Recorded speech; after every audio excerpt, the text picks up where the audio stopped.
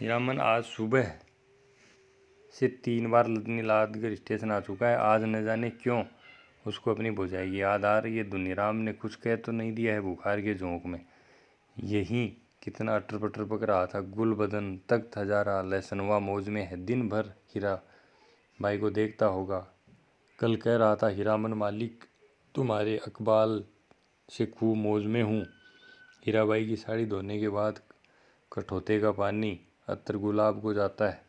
उसमें अभी गबदी डुबाकर छोड़ देता हूँ। लो सूंघोगे। हर रात किसी न किसी के मुँह से सुनता है वह हीराबाई। फिर वही अपशब्द। कितने लोगों से लड़े हुए हैं। बिना देखे ही लोग कैसे कोई बात बोलते हैं। राजा को भी लोग पीठ पीछे गाली देते हैं। आज वह हीराबाई से मिलकर कहेगा नौटंकी कंपनी में रहने से बहुत बदनाम करते हैं लोग।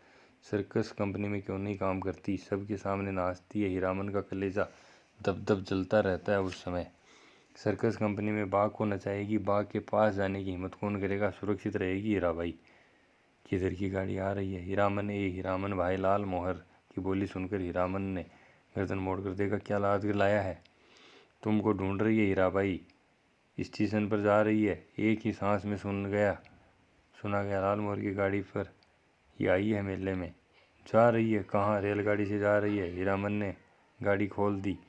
माल गोदाम के चौकीदार से कहा भैया जरा गाड़ी बेल देखते रहिए आ रहे हैं। उस्ताद जनाना मुसाफिर खाने के फाटक के पास हीराबाई ओढ़नी से मुँह हाथ लेकर खड़ी थी। थैली बढ़ाती हुई बोली लो हे भगवान भेंट हो गई। चलो मैं तो उम्मीद खो चुकी थी। तुमसे अब भेंट नहीं हो सकेगी। मैं जा रही हूँ गुरुजी। बक्सा ढोने वाला आदमी आज कोट पतलून पहनकर बाबू साहब बन गया है। मालिकों की तरह कुलियों को हुक्म दे रहा है जनाना दर्जा में चढ़ाना। अच्छा। हीरामन हाथ में थैली लेकर चुपचाप खड़ा रहा। कुर्ते के अंदर से थैली निकाल कर दी है हीराबाई ने।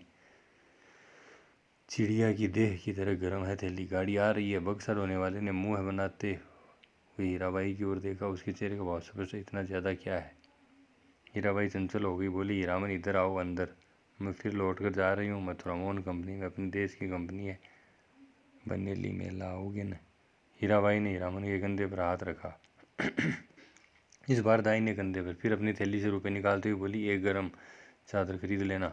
हीरामन की बोली फूटी इतनी देर बाद। इस हरदम रुपया पैसा रखिए। रुपया क्या करेंगे चादर। हीराबाई का हाथ रुक गया। उसने हीरामन के चेहरे को गौर से देखा। फिर बोली तुम्हारा जी बहुत छोटा हो गया है। क्यों मीता। महुआ गठवारीन को सौदागर ने खरीद जो लिया है गुरुजी। गला भराया हीराबाई का। बक्सा ढोने वाले ने पाछे आवाज़ दी गाड़ी आ गई। हीरामन कमरे से बाहर निकल आया। बक्सा ढोने वाले ने नौटंकी के जोकर जैसा मुँह बनाकर कहा लाट फार्म से बाहर भागो। बिना टिकट के पकड़ेगा तो 3 महीने की हवा। हीरामन चुपचाप फाटक के बाहर जाकर खड़ा हो गया। स्टेशन की बात रेलवे का राज नहीं तो इस बक्सा ढोने वाले का मुँह सीधा कर देता हीरामन। हीराबाई ठीक सामने वाली कोठरी में चढ़ी। इस इतना टान गाड़ी में बैठकर भी हीरामन की ओर देख रही है टुकुर टुकुर। लाल मोहर को देखकर भी जी जल उठता है। हमेशा पीछे पीछे हरदम हिस्सेदारी सूझती है। गाड़ी ने सीटी दी। हीरामन को लगा उसके अंदर से कोई आवाज़ निकल कर सीटी के साथ ऊपर की ओर चली। कू कू छी छक। गाड़ी हिली। हीरामन ने अपने दाहिने पैर के अंगूठे को बाएं पैर की एड़ी से कुचल दिया। कलेजे की धड़कन ठीक हो गई। हीराबाई हाथ की बैंगनी साफी से चेहरा पोंछती है। साफी हिलाकर इशारा करती है अब जाओ। आखिर डिब्बा गुजरा। प्लेटफॉर्म खाली। सब खाली। खोखले मालगाड़ी के डिब्बे। दुनिया ही खाली हो गई मानो। हीरामन अपनी गाड़ी के पास लौट आया। हीरामन ने लाल मोहर से पूछा तुम कब तक लौट रहे हो गांव। लाल मोहर बोला अभी गांव जाकर क्या करेंगे। यही तो भाड़ा कमाने का मौका है। हीराबाई चली गई। मेला अब टूटेगा। अच्छी बात कोई संवाद देना है घर। लाल मोहर ने हीरामन को समझाने की कोशिश की लेकिन हीरामन ने अपनी गाड़ी गांव की ओर जाने वाली सड़क की ओर मोड़ दी। अब मेले में क्या धरा है। खोखला मेला। क्योंकि अब वहाँ हीराबाई नहीं है। रेलवे लाइन के बगल से बैलगाड़ी की कच्ची सड़क गई है दूर तक। हीरामन कभी रेल पर नहीं चढ़ा है। उसके मन में फिर पुरानी लालसा झांकी।